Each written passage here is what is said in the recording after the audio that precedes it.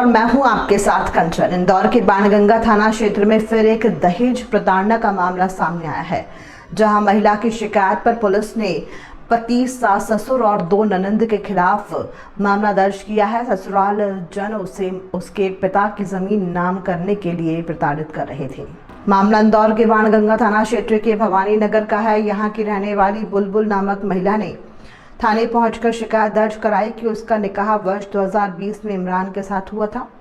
शादी के बाद 2 माह तक उसे ठीक रखा गया, लेकिन उसके बाद दहेज में उसके पिता की ज़मीन नाम कराने के लिए लगातार उसे प्रताड़ित किया जाने लगा, जिसमें उसके पति, सास ससुर और 2 नंद ने उसे लगातार प्रताड़ित कर रही थी। परेशान होकर महिला ने पुलिस की शरण ली है और अपने पति और ससुराल जनों के खिलाफ मामला दर्ज कराया है। पुलिस ने मामला दर्ज कर जांच शुरू कर दी है।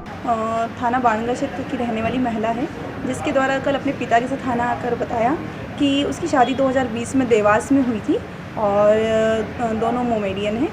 और उसका जब निकाह हुआ था तो 2 माह तक वो अपने ससुराल में रही है। उसको शादी की कुछ समय तक तो परिजनों द्वारा अच्छे से रखा गया, लेकिन उसके बाद ही उसके सास ससुर, पति और उसकी जो 2 ननंद थी, उनके द्वारा उसे आए दिन उसकी जो पिताजी है, पीड़िता के जो पिताजी, उनकी ज़मीन को अपने बेटे के नाम करवाने के लिए उसको धोस दी जाने लगी और कहा जाने लगा कि अगर वो ज़मीन हमारे बेटे के नाम नहीं करवाई तो तुम्हें तलाक दे देंगे। और इसी बात को लेकर आए दिन उसको शारीरिक मानसिक रूप से प्रताड़ित किया जाने लगा।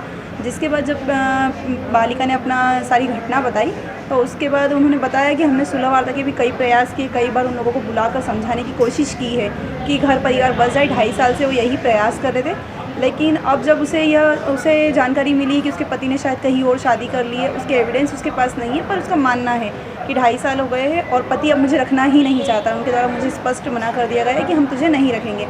बात पीड़िता द्वारा अपने पिता के साथ आकर थाना बाणगंगा में रिपोर्ट दर्ज कराई गई है, जिस पर 498A 323 294 506 34 और दहेज प्रतिशत अधिनियम में अपराध पंजीबद्ध किया गया है। टाइम न्यूज़ देखिए अब आपके मोबाइल और स्मार्ट टीवी पर।